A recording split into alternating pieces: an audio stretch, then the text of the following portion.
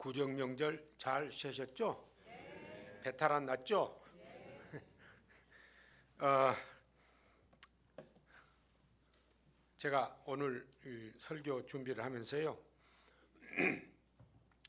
아무래도 이 한국 사람은 극장에 들어가도 울고 나와야 영화가 좋다, 웃고 나오면 별로다, 그렇게 생각하는 좀 부정적인 그런 의식들이 좀 있습니다. 성도들도 역시 마찬가지일 텐데요. 그래서 오늘 아마 설교 한 7편이나 8편쯤을 이 시간에 다 하려고 합니다. 그러니까 고린도전서 15장 전체를 다 생각을 하려고 합니다.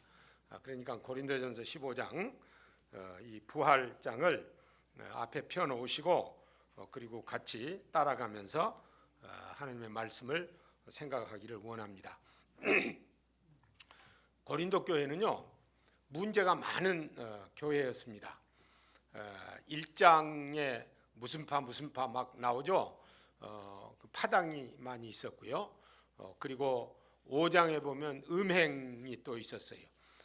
그리고 이 12장에 보면 성찬 문제, 은사 문제, 또 사랑에 관한 것, 또 오늘은 부활에 관한 것, 이런 여러 가지 문제점들이 많은 그런 교회였는데, 이제 문제는 뭐냐 하면 이 부활에 관해서요, 고린도 교회 성도들이 예수님의 부활은 부인하지 않았어요. 예수님의 부활은 믿었어요. 왜냐하면 예수님의 부활을 직접 본 사람들이 많이 있었으니까 믿었는데, 같이 살다가 죽은 부모, 형제, 친구들은 살아난 사람이 하나도 없는 거예요. 그러니까 성도의 부활에 대해서 의심을 한 거예요. 성도의 부활에 대해서. 그 성도의 부활에 대한 확신을 이 고린도 교회 성도들에게, 또 우리들에게 믿을 수 있게 하시기 위해서 고린도전서 15장 전체를, 이 58절인데요, 전체를 할애해서 그 성도들의 부활에 대한 이야기를 합니다. 우선 1절서부터 11절까지요, 네 가지 근거로 예수님의 부활이 역사적으로 확실하다 하는 것을 증명을 합니다. 첫째는 뭐냐? 예수님의 부활은 초대교회 성도들이 직접 목격한 사실인데, 그 목격한 것을 믿음으로 전해 내려오기 때문에 전통에 의해서 전해 내려온 이 예수님의 부활의 역사적인 확실성이 우리가 믿어야 된다. 그래서 거기 보면 1절에 너희에게 전한 복음을 너희에게 알게 하노니 이는 너희가 받은 것이요 하고, 그 다음에 3절에 내가 받은 것을 먼저 너희에게 전하였다. 그러니까 전통적으로 내려온 것, 이것을 내가 너희들에게 전했다. 그러니 목격한 사람들이 전한 것이니 확실한 거다. 이 전통이라는 게 무시 못하거든요. 좀 전에도 장로님들과 같이 이 얘기를 했습니다만, 오늘 사도신경 신앙고백 하실 때 눈 뜨고 하신 분 계세요? 안 계시죠? 내가 이렇게 보니까 한 분인가는 눈 뜨고 하시더라고. 네. 아마 그분은 이제 이렇게 보면서 그 내용을 이제 알고 그렇게 하신 것 같은데, 저는 눈 뜨고 하거든요. 목사가 뭐 저런 목사가 있어 그럴런지 모르는데 눈 뜨고 하는 게 바른 겁니다. 왜냐? 사도신경은 기도가 아닙니다. 내가 믿는 내용을 확실히 알고 그대로 외우면서 확인하는 거거든요. 이제 문제는 뭐냐? 이게 한국교회 전통이에요. 전통으로 내려오니까 다 눈 감고 하는데, 이제 문제는 뭐냐 하면요, 오래 이제 신앙생활 하신 분들은 다 외웠으니까 괜찮은데, 한 달 전에 예수 믿고 교회 나왔는데 사도신경 하자고 선언을 했는데 다 눈 감어. 자기도 눈 감아야 되지 않아? 그러면 생각이 하나도 없어. 그럼 뭘 고백하는 거예요? 고백 못해요. 그렇기 때문에 딱 내용을 보면서 여기 나오잖아요. 근데 또 그것도 또 희한해. 눈 감으라 하면서 왜 이건 띄워? 그 이상하잖아요. 어쨌든 이게 전통이기 때문에 우리가 그렇게 따라요. 그래서 이 전통이라는 게 사실 무서운 겁니다. 그래서 저도 이제 목사이기 때문에 신념이 있어서 사도신경 할 때는 눈을 뜨지만 마음속으로 성도들이 누군가가 이 박영용이라는 목사가 눈을 뜨고 사도신경을 하네, 저런 목사가 어디 있어, 그럴까봐 좀 걱정이 돼요. 그래도 뭐 바른 거니까 이제 하는데, 바울 사도가 그렇게 전통으로 내려온 예수 그리스도의 역사적인 부활, 이걸 내가 너희들한테 전한다. 그러니 예수님은 확실히 부활하셨다. 그 다음에 두 번째로는요, 예수님의 부활은 성경대로 된 것이다. 여기 3절에 성경대로, 그리스도께서 우리 죄를 위하여 죽으시고 장사 지낸 바 되셨다가 성경대로 사흘 만에 다시 살아나셨다. 어느 근거보다도 이 성경, 하나님의 말씀, 정확무한 하나님의 말씀의 근거가 중요합니다. 근데 이 성경대로 죽으셨다가 부활했다.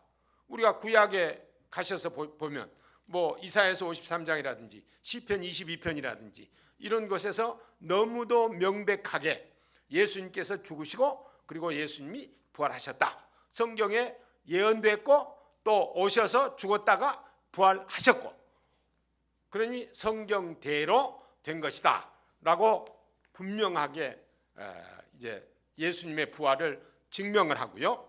그 다음에 세 번째로, 예수님의 부활은 본 사람이 너무너무 많다. 거기 게바에게, 12제자에게, 그리고 500여 형제에게, 500여라는 말은 500명보다도 많다는 말입니다. 500명보다도 많은 사람들에게 그것도 뭐 각각 보인 게 아니라 일시에 동시에 보이고, 그리고 야고보에게도 보이고 모든 사도에게, 그리고 만삭되지 못하여 난 자 같은 내게도 보이셨느니라. 그러니까 예수님의 부활을 본 사람이 너무 많으니 이건 확실하게 증명할 수 있는 역사적인 부활이다 라고 증명을 하는 거예요. 생각해 보세요. 모든 응곡교회 성도님들이 동시에 어떤 일을 딱 일어난 걸 봐서 그걸 누가 부인할 수 있겠어요? 동시에 수많은 사람이 딱 봤는데 500여 형제가 예수님의 부활한 것을 동시에 딱 봤는데 이걸 어떻게 부인하겠어요? 그러니 예수님의 부활은 너무도 명명백백한 역사적인 부활이다. 그렇게 이제 이 얘기를 하고요. 그 다음에 네 번째로, 나를 봐라. 내 삶이 어떤 삶이었냐? 나는 유대교에 충직한 사람으로 기독교를 핍박했고 스데반을 죽이는데 가편투표를 했고 다메섹에 있는 그 성도들을 잡아다가 가두고 그리고 죽이려고 했었던 나 아니냐? 그런데 내가 지금 예수님의 부활을 증거하고 있지 않느냐? 왜 이 일이 벌어졌겠느냐? 그 이유는 바로 내가 다메섹 도상에서 부활하신 예수님을 만났기 때문에 내가 이렇게 이 얘기할 수 있는 거 아니냐? 내 삶의 변화를 봐라. 이거는 예수님의 부활이 역사적으로 확실한 것을 증명하는 것이다 라고 이제 이 얘기를 해요. 그러니까 고린도 교회 성도들이 그래요, 우리도 믿어요. 예수님의 부활은 믿어요. 그런데 예수님의 부활은 믿지만 예수 믿고 우리와 같이 살다가 죽은 아버지, 어머니, 형제, 자매, 동료들 다 죽었는데 살아난 사람 하나도 없어요. 그걸 우리가 의심하는 거예요. 우리도 마찬가지 아니에요. 지금 과거에 부모님들, 할아버지들, 할머니들 예수 믿고 다 죽었는데 살아난 사람 하나도 없어. 그러니 궁금하잖아요. 그러니까 이 고린도 교회 성도들이 그걸 질문하는 거예요. 예수님 부활 믿어요. 그러나 우리 중에 성도들의 부활을 우리들이 믿을 수가 없고 의심하는 거예요. 그렇게 이제 질문을 하니까 바울 사도가 12절에서 20절까지 사이에서 거기에 대한 답을 해요. 근데 그 답이요, 너무너무 이상하지만 확실한 답을 줘요. 우리들이 성도들의 부활을 증명하려면 우리의 논리가요, 이렇게 갑니다. 예수님이 부활하셨고 내가 예수님을 믿었으니까 나도 부활할 것이다. 우리의 논리가 예수님으로부터 우리로 와요. 또 그게 당연한 거고 그렇게 증명을 하거든요. 근데 바울 사도는요, 완전히 확 바꿔가지고 성도들의 부활서부터 예수님의 부활로 논리가 바뀌어져요. 거기 13절 보세요. 만일 죽은 자의 부활이 없으면 그리스도도 다시 살아나지 못하셨으리라. 아니, 이런 법이 어디 있어? 또 15절 하반절에 만일 죽은 자가 다시 살아나는 일이 없으면 하나님이 그리스도를 다시 살리지 아니하셨으리라. 16절 만일 죽은 자가 다시 살아나는 일이 없으면 그리스도도 다시 살아나신 일이 없었을 터요. 바울의 논리는요, 성도들의 부활이 없으면, 우리들의 부활이 없으면 2000년 전에 예수님이 한번 부활해서 뭐 어쩌자는 거냐? 그거예요. 맞는 말이요. 우리 부활 없어요. 그런데 예수님 부활 한번 했어요. 어쩌자는 거예요? 한번 한 거 그걸로 끝나요. 아무런 의미가 없다는 거예요. 그래서 예수님이 부활하신 것은 우리들을 부활시키기 위해서 부활한 것이라는 말을 하기 위해서 20절에서 그러나 이제 그리스도께서 죽은 자 가운데서 다시 살아나사 잠자는 자들의 첫 열매가 되셨다. 첫 열매. 예수님의 부활은 첫 열매로 부활해서 뒤따라오는 열매와 연관이 된 것이지 그냥 단순한 한 번 부활한 그게 아니라 라고 말하는 거예요. 우리가 사과나무에 가서 사과를 땄어요. 처음으로. 근데 그 다음날 가서 따니까 배요. 그게 있을 수 있어요? 그건 불가능해요. 사과를 땄으면 그 나무에서 그 다음에 계속적으로 사과가 나와요. 예수님께서 부활하셨기 때문에 그 부활이 첫 열매이므로 그 다음에 그에게 붙은 모든 성도들이 다 예수님처럼 부활할 것이라고 지금 이 얘기를 하는 거예요. 이 얘기를 하니까 이제 솔깃해지잖아요. 그러니까 이제 고린도 교회 성도들이 뭐라고 그러냐? 그래요? 그렇다면 도대체 성도들의 부활은 언제 발생하는 거예요? 언제 부활하는 거예요? 라고 이제 묻는 거예요. 그것도 궁금하잖아요. 그러니까 바울 사도가 21절서부터 28절까지 거기에 대한 답을 해요. 어떻게 답을 하느냐? 부활은 죽음과 관련이 있어요. 그러니까 왜 죽음이 먼저 왔는지를 설명을 해요. 그래서 21절에 사망이 한 사람으로 말미암았다. 그리고 죽은 자의 부활도 한 사람으로 말미암을 것이다. 근데 그 한 사람이 22절에 아담 때문에 사망이 왔다. 그런데 부활은 그리스도 때문에 오실 거다. 있을 거다. 그리고 23절에 분명하게 얘기해요.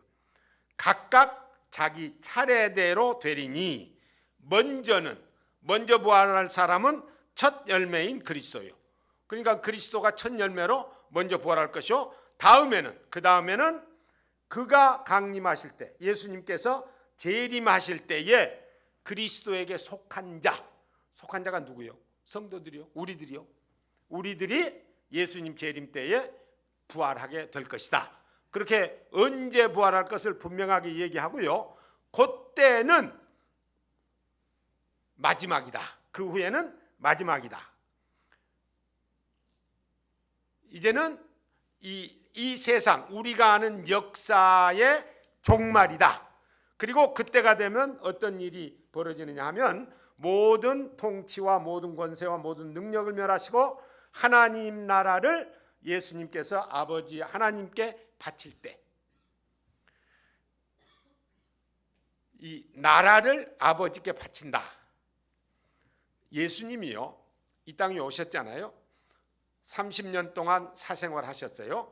공생에 시작하시면서 처음으로 선포한 말씀이 회개하라, 하나님 나라가 가까이 왔느니라. 아담이 에덴 동산에서 하나님의 통치를 받고 살았었는데 범죄를 함으로 하나님 나라가 훼손돼서 예수님께서 오셔서 그것을 회복하시기 시작하시면서 하나님 나라가 가까이 왔느니라 라고 시작을 해가지고 복음서를 보시면 계속해서 비유 가르칠 때도 하나님 나라는 이와 같으니, 또 환자 고칠 때도 하나님 나라에 임한 것을 얘기하고, 귀신 쫓아낼 때도 하나님 나라가 임했다라고 얘기하고, 그렇게 이 얘기를 하시다가 죽으시고요, 부활하셔서 40일 동안 계시면서 사도행전 1장 3절에 보면 하나님 나라에 관한 것을 가르치셨어요. 그리고 오순절에 신약교회, 지금 우리 은곡교회가 설립이 돼가지고 계속해서 교회가 하는 일이 뭐냐? 하나님 나라에 관한 것이고 복음을 전하는 것. 즉 복음을 전함으로 예수님께서 세우신 그 하나님 나라를 우리가 확장해 가는 거예요. 그런데 그게 언제까 끝나냐? 마지막이 언제가 되냐? 예수님을 믿어야 할 선택된 모든 백성이 예수님을 다 믿을 그때 예수님께서 재림하실 텐데, 그래서 복음이 그때까지 전파될 거라고 또 얘기하잖아요. 그래서 그때 예수님께서 재림하시는 그런 그때에 하나님 나라가 이제 완성이 돼서 아버지께 다 끝났습니다, 완성됐습니다 라고 바칠 때라. 그때가 바로 예수님 재림 때다 라고 지금 이 얘기를 하는 거예요. 그러니까 고린도 교회 성도들의 질문, 언제 성도들의 부활이 있습니까? 그러니까 예수님 재림 때에 있을 것이다, 그렇게 분명하게 이제 제시를 해요. 그런 다음에 두 가지 예를 들어서 예수님의 부활을 믿어야 하는 그 이유를 들어요. 하나는 29절에 너희들이 지금 죽은 자들을 위해서 세례를 받는데 어떻게 죽은 자들을 위해서 세례를 받으면서 죽은 자들의 부활은 못 믿냐? 이건 잘못된 관행입니다. 죽은 자들을 위해서 세례를 받거나 무슨 다른 일을 하는 이거는 잘못된 거예요. 그래서 바울 사도가 이 얘기를 할 때는 3인칭으로 이 얘기를 해요. 거리를 좀 두고 너희들이 그런 교회에서 관행이 있는데 그런 관행은 가지고 있으면서 왜 죽은 자의 부활은 못 믿냐? 그렇게 얘기를 하고요. 또 하나는 30절서부터 34절까지 사이에서 예수님의 부활이 없으면 우리가 예수 믿고 이 땅에서 살면서 당하는 여러 가지 고난과 고통과 질병과 이런 것들이 무슨 의미가 있냐? 예수 믿기 때문에 못하는 거, 부활이 없으면 그냥 하면 될 텐데 부활이 있기 때문에 우리 못하지 않느냐? 그렇게 지금 반문을 하는 거예요. 사실 우리 예수 믿기 때문에 못하는 것 꽤 되지 않아요? 담배도 못 피죠. 술도 못 마시죠. 저도 늘 한 가지 억울하게 생각한 게 있어요. 예수 믿기 때문에 못해서 경험해보지 못한 거. 이렇게 겨울에 추울 때 어떨 때는 텔레비에 보면 어떤 친구가 술이 그냥 가득 취해가지고 그 추운 날 길거리에 누워서 그냥 자. 제가 그거 보면서 아니 어떻게 저게 가능할까? 한번 식은 취해가지고 한번 그렇게 가능한가 해보고 싶은데 못 해봐. 그래도 억울할 거 하나도 없어요. 왜? 예수님의 부활이 있으니까. 그래서 이 경험을 통해서 예수 믿고 할 수 없는 일에 대한 것을 생각하고 또 우리가 경험하는 그런 고통과 고난 이런 것들이 부활이 없으면 그 자체로 그냥 우리를 괴롭히는 것이 되기 때문에 그걸 예로 들어서 예수님의 부활은 반드시 있어야만 된다. 그리고 있다라고 지금 이 얘기를 하는 거고요. 그 다음에 이제 35절에 고린도 교회 성도들이 두 가지 질문을 해요. 하나는 죽은 자가 어떻게 다시 살아나냐? 이게 죽으면 다 썩어서 흙으로 되는데 도대체 어떻게 사냐? 그거 하나 하고요. 또 하나는 살아나면 어떤 몸체로 오느냐? 두 가지. 근데 죽은 자가 어떻게 살아나냐? 이건 바울도요 특별하게 할 말이 많지가 않아요. 왜? 죽은 자가 살아나는 것은 전능하신 하나님의 말씀 한마디예요. 내 백성들아 일어나라. 그럼 다 일어나는 거예요. 끝. 그러니 할 말이 없잖아요. 그래서 이 씨 뿌리는 씨의 비유를 들어서 거기 이 얘기를 해요. 내가 뿌리는 씨가 죽지 아니하면 살아나지 못하겠고 그렇게 얘기를 하고 그리고 하나님께서 그 뜻대로 38절에 그에게 형체를 주신다. 이 디돔이라는 용어를 썼는데 하나님께서 그에게 그렇게 형체를 즉 부활체를 주신다 라고 이 얘기를 해요. 그러니까 바울도 어떻게 하겠어요? 하나님의 그 전능하신 말씀으로 그냥 탁 한마디 하면 끝나니까 온 세상 사람들아 일어나라 그러면 다 일어나. 예수님이요 나사로 살릴 때 나사로야 일어나라 무덤에서 나와라 했길래 망정이지 죽은 자여 일어나라 했으면 그 이전에 죽은 자들 다 일어나. 말씀의 권능으로 이루어진다라는 것을 얘기를 하고요. 그 다음에 어떤 몸체로 오느냐 이건 할 말이 있어. 왜?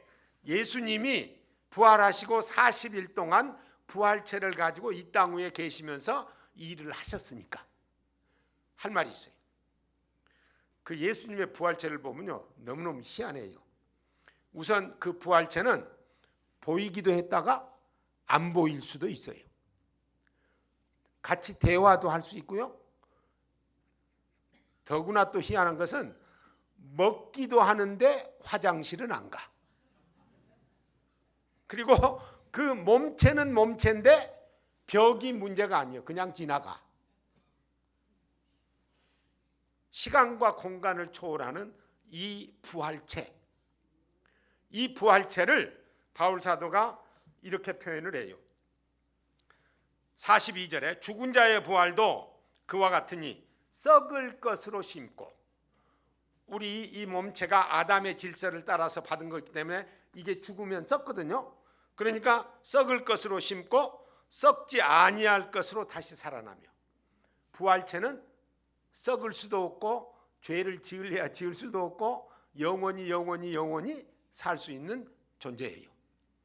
그 다음에 욕된 것으로 심고 영광스러운 것으로 다시 살아나며 얼마나 이 몸체 가지고 죄를 짓습니까? 행동으로도 짓지만 마음으로도 짓고 하여간 죄를 짓죠. 그럼에도 불구하고 하나님께서 은혜를 주시는데, 그러니까 이 욕된 것으로 심고 영광스러운 것으로 다시 살아나고, 약한 것으로 심고 그리고 강한 것으로 다시 살아나며. 이거 진짜 약해요. 뭐 그냥 이 바늘로 조금만 쑤셔도 그냥 아야야 하고 말이지, 별거 아닌데도 약해요. 뭐 좀 하다가 그냥 삐딱 하면 좀 힘들고, 약한데 부활체는요, 병을 걸릴래야 걸릴 수가 없어요. 약할 수가 없어요. 그것을 성도들에게 확인하고 약속을 하시고 주신 거예요, 이미.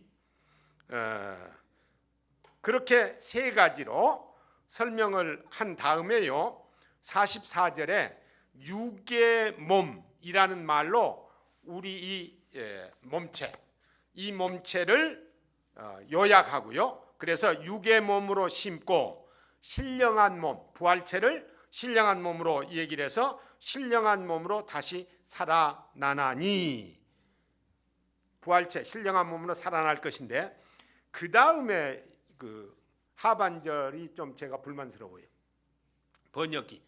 왜냐하면 원래의 뜻은 이렇게 되어 있어요. 만약도, 여기 사용된 만약은요, 있을 수 있는 것을 가정하는 겁니다. 우리가 가정을 쓰면 두 가지로 쓸 수 있어요. 만약 내가 새라면, 내가 새가 아니잖아요. 그러니까 아닌 것을 가정해서, 만일 내가 새라면 공중을 날고 싶다, 이거는 내가 아닌 것을 가정한 거예요. 근데 또 이렇게 얘기할 수 있잖아요. 만일 내가 목사라면 설교 준비 잘해서 설교 잘해야 된다, 이거는 있는 그대로를 그냥 가정법을 사용해서 설명하는 거예요. 이거는 후자예요. 있는 것을 그대로 가정하는 거예요. 그러니까 무슨 얘기냐, 육의 몸이 있다면, 육의 몸이 있잖아요, 우리들 다. 육의 몸이 있다면 영의 몸도 있는지라. 이 말의 의미가요, 굉장히 중요합니다. 왜냐하면 부활체를 입을 수 있는 사람은 육의 몸을 입고 태어나서 예수를 믿는 사람이어야만 돼요. 이 육의 몸, 이 몸체가 없으면 뭐 호랑이, 뭐 돼지, 부활체 못 입어요. 왜 예수님께서 오실 때 이 몸으로 오셨겠어? 그 이유는 우리가 이 몸을 가지고 죄를 지었기 때문에 이 몸을 승화시켜 부활체로 만드시기 위해서 예수님께서 성육신하실 때 이 몸을 입으신 거예요. 그러니까 이 몸을 입고 이 세상에서 살면서 예수를 믿지 아니하면 부활체 절대로 못 입는다는 뜻이에요. 우리들은 다 이 몸 가지고 있으면서 예수 믿기 때문에 그 부활체, 약속하신 부활체를 보증받고 사는 것이다 라는 말씀입니다. 그런 다음에요, 이 개인에게 적용된 것을 하나님의 구속 역사 전체에 적용을 시켜요. 그래서 45절에 기록된 바, 첫사람 아담은 생명이 되었다 함과 같이. 그러니까 아담이 하나님께서 빚어서 살아있는 존재, 생명이 됐거든요. 그런 것처럼, 그런데 그 친구가 죄를 지었어요. 그런 것처럼 마지막 아담, 즉 예수님은 부활을 통해서 살려주는 영이 되었다, 그렇게 얘기를 해요. 그래서 이렇게 두 개를, 아담이 생명이 됐고 예수님은 살려주는 영이 됐는데, 아담은 땅으로부터 온 존재고 예수님은 하늘로부터 온 존재다. 그래서 47절에 첫사람 아담은 땅에서 났으니 흙에 속한 자이거니와 둘째 사람, 즉 예수님은 하늘에서 나셨다. 그렇게 이제 이 얘기를 하고요. 48절에 무릇 흙에 속한 자들은, 즉 이런 몸체를 가진 불신자들은 저 흙에 속한 자와 같고 아담의 질서 그대로 따랐고, 무릇 하늘에 속한 자들은, 이 몸체를 가지고 예수를 믿은 사람들은 하늘에 속한 이, 즉 예수님과 같으니 라고 말하고, 49절에 우리가 흙에 속한 자의 형상을 입은 것 같이, 즉 이 몸체를 입고 지금 사는 것 같이 하늘에 속한 이의 형상을, 즉 부활체를 입으리라 라고 말을 합니다. 그러고서는 이렇게 되어야만 한 이유를 설명을 해요. 하나님 나라, 즉 하나님, 예수님께서 세우신 그 하나님 나라에 들어가려면 이 혈과 육, 이 몸체 가지고는 불가능하다. 그러니 혈과 육이 아닌 부활체를 입어야만 하나님 나라에 들어갈 수 있기 때문에 모든 죽은 자들이, 거기 51절에 보면 우리가 다 잠잘 것이 아니요 마지막 나팔의 순식간에 호련히 다 부활체로 변화하리니, 그 전에 죽은 자들은 살아나고 우리는 살아있다면, 그때 예수님이 오늘 오늘 오시면 우리들은 그냥 이 몸체에서 획가닥 부활체로 변화될 것인데, 그렇게 변화된 모든 하나님의 백성, 부활체를 입은 백성들이 데살로니가 후서 1장 10절 이하에 보면 이렇게 묘사가 돼요. 모든 부활체를 입은 성도들이 오시는 예수님을 환영하니까, 오시는 예수님이 환영하는 대상인 부활체를 입은 성도들을 보시면서 그 표현이 그래요. 와, 이렇게 잘 만들어졌다. 아이고, 이거 걸작품이네 라고 예수님 자신이, 당신이 만들어 놓고도 예수님 자신이 감탄할 수 있는 대상이 여러분들이요, 우리들이라고요. 그래서 그 부활체, 이 썩지 아니할 그 부활체를 입었기 때문에 이젠 우리가 당당하게, 거기 뭐라 그랬냐, 사망아 너의 승리가 어디 있느냐, 사망아 너 쏘는 것이 죄인데 그거 다 해결받았다, 그렇게 이 얘기를 하고 당당하게 부활 생명을 살 수 있도록 우리에게 약속하신 거예요. 이거를요 좀 더 구체적으로 우리의 이 하나님의 구원 방법과 연계해서 생각을 하면요, 우리가 예수를 믿을 때 믿음으로 믿지 않아요? 근데 그 믿음이 로마서 10장 17절에 보면 믿음은 들음에서 나고 그랬어요. 그러니까 말씀을 듣고, 뭐 전도든지 설교든지 말씀을 듣고 믿음이 생기는데, 에베소서 2장 8절에 그 믿음도 하나님의 선물이라 그랬어. 하나님의 선물인데 그 믿음을 가지고 고린도전서 12장 3절에 성령의 도움으로 우리들의 믿음으로 예수를 안다고 고백할 수 있다고 그랬어요.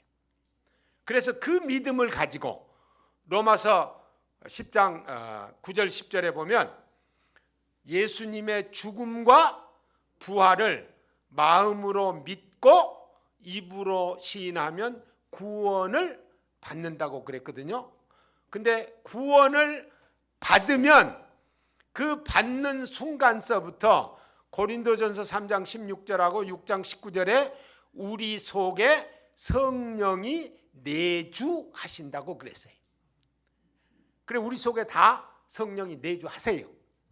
그 표현을 다른 표현으로 요한 1서 3장 9절에는 하나님의 씨가 우리 속에 있다고 그랬어요. 그런데 로마서 8장 11절에 보면요, 이런 말씀이 있어요. 하나님이 예수님을 그의 성령으로 일으키신 것 같이, 부활시키시는 것 같이 우리의 죽을 몸도, 죽을 몸도 우리 속에 있는 내재하는 성령으로 부활시킬 것이다. 그 말은 무슨 말이에요? 예수 믿으면 우리 속에 성령이 내재하잖아요. 그러니까 진짜로 예수 믿으면 진짜로 성령이 내주하고, 성령이 내주하면 부활은 보증수표다 라고 지금 가르치는 거예요. 기쁘죠? 그런데 그게 무슨 말이냐? 비록 시간적으로는 예수님 재림 때 그렇게 되겠지만 지금 당장 우리는 부활 생명을 살고 있는 존재들이에요. 부활 생명을. 그래서 바울 사도가 이제 이 부활에 대한 얘기를 마치면서 지금 이 몸으로 살고 있는 동안에 해야 할 일 두 가지를 얘기해요. 57절, 주 예수 그리스도로 말미암아 우리에게 승리를 주시는 하나님께 감사하자. 우리의 삶은 늘 감사의 삶이 되어야 돼요. 우리가 가진 것, 우리의 생명, 모든 것이 다 하나님께서 주셨어. 게다가 우리를 내가 한 거 아무것도 없는데 특별히 뽑아서 하나님의 백성으로 삼아주시고 이 응독교회 여기에 앉혀주셨어요. 그러니 우리는 내세울 게 하나도 없잖아요. 하나님 앞에 감사하고 우리 주변에 있는 모든 것들, 하나님께서 주신 것들에 감사하자라는 이 감사의 삶을 살아야 된다라고 권면하고요. 그 다음에 두 번째 58절 마지막에 내 사랑하는 형제들아 견실하며 흔들리지 말고 항상 주의 일에 더욱 힘쓰는 자들이 되라. 이는 너희 수고가 주 안에서 헛되지 않을 줄 압니다. 주의 일이요, 예배 드리는 것, 전도하는 것, 기도하는 것, 요것만이 주의 일이 아니고 내가 하는 모든 일이 주의 일인데 딱 한 가지 아닌 것은 죄 짓는 일. 이거는 주의 일 아니요.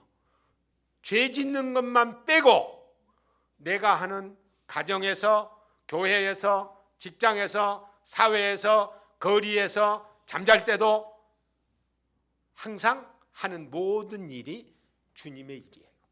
왜? 우리 속에 성령 하나님이 내주하세요. 내주. 그렇기 때문에 우리가 하는 모든 일이 주의 일이다. 그래서 우리의 이 몸을 가지고 살 때 우리는 늘 부활체를 약속받은 부활 생명을 사는 존재들로, 하나님의 백성들로 늘 감사하고, 그리고 늘 주님의 일, 맡겨주신 일을, 그것이 어떤 것이든지 맡겨주신 일을 열심히 성실하게 할 수 있기를 소원합니다. 기도하시겠습니다. 거룩하신 아버지 하나님, 은혜를 감사합니다. 별 볼 것 없는 존재들을 주님께서 특별히 뽑아주셔서 하나님의 백성으로 삼으시고 또 백성으로 살게 하실 뿐만 아니라 하나님의 계획 속에 우리를 부활체를 입도록 확인시켜 주시고 약속해 주시고 보증을 해 주신 것 진심으로 감사합니다. 이제 주님께서 저희들에게 요구하신 이 말씀, 너희들의 삶이 늘 감사의 삶이 되기를 원한다고 하셨사오니 우리들의 삶이 주님을 영화롭게 하고 감사하는 삶을 살고 또 우리 주변에 있는 모든 일어나는 것들에 대해서 감사하는 삶을 살 수 있게 해 주시기를 바랍니다. 또 뿐만 아니라 우리에게 맡겨주신 주님의 일을 성실하게 또 겸손하게 또 정직하게 잘 감당할 수 있게 해 주시옵소서. 왜냐하면 이 모든 일들이 주님의 약속대로 헛되지 않을 것이기 때문입니다. 예수님 이름으로 기도하옵나이다. 아멘.